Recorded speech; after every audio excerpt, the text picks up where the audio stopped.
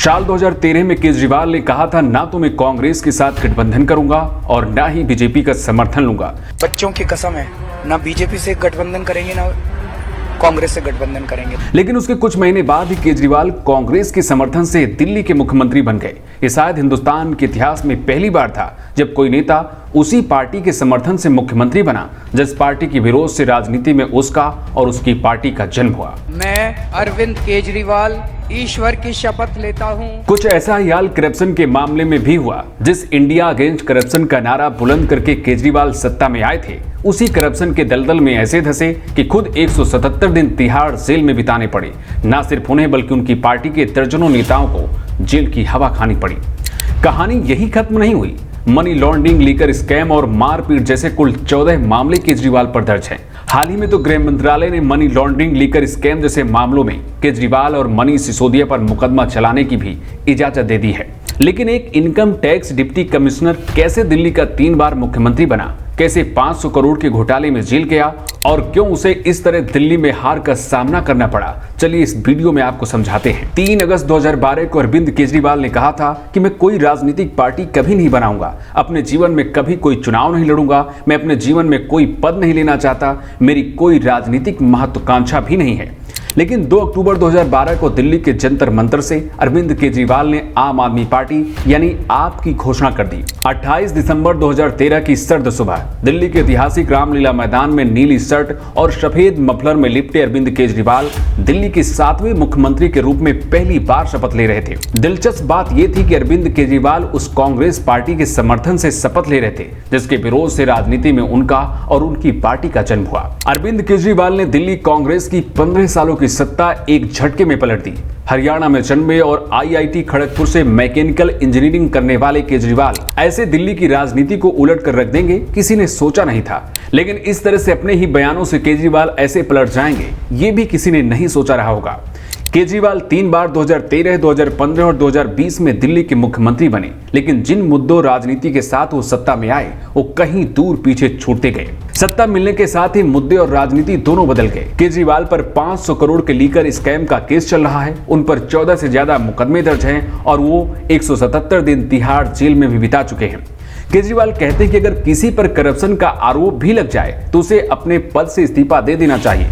लेकिन 177 दिन जेल में रहने के बाद भी उन्होंने तब तक सीएम पद से इस्तीफा नहीं दिया जब तक वो जेल से बाहर नहीं आ गए। केजरीवाल ने भले ही ये कहकर सीएम पद से इस्तीफा दिया कि अब वो जनता के फैसले के बाद ही दिल्ली की कुर्सी पर बैठेंगे, लेकिन इसके पीछे भी उनका बहुत बड़ा पॉलिटिकल एजेंडा था जिसे वो अपने इस्तीफे के पीछे सेट करने की कोशिश कर रहे थे। ये ठीक वैसा ही था जैसे राहुल गांधी इलेक्शन के दौरान खटाखट 1 लाख रुपए लोगों के खातों में डाल रहे थे, लेकिन चुनाव खत्म होते ही ये स्कीम भी चुनाव के साथ ही बैलेट बॉक्स में बंद हो गई। ना तो लोगों को 1 लाख रुपए मिले और ना ही कांग्रेस की सरकार बनी।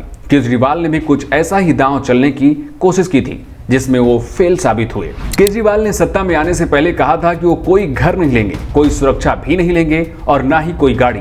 लेकिन सत्ता में आते ही गाड़ी भी ली, घर भी लिया और सुरक्षा भी ली और अभी केजरीवाल Z+ की सुरक्षा में चलते हैं जिसमें 55 NSG कमांडो उनकी 24 घंटे सुरक्षा करते हैं। वैगन आर से चलने वाले केजरीवाल पहले इनोवा, फॉर्च्यूनर और अब बड़ी महंगी गाड़ियों में चलते हैं। करप्शन के खिलाफ आंदोलन से बनी पार्टी खुद ऐसे करप्शन के दलदल में फंसती चली जाएगी शायद ही किसी ने सोचा रहा होगा। केजरीवाल अन्ना आंदोलन में कहते थे कि जो भी इस सत्ता की कुर्सी में बैठता है वही गड़बड़ हो जाता है और आज वही केजरीवाल उसी सत्ता के दलदल में फंसे हुए हैं और शायद गड़बड़ भी हो चुके हैं।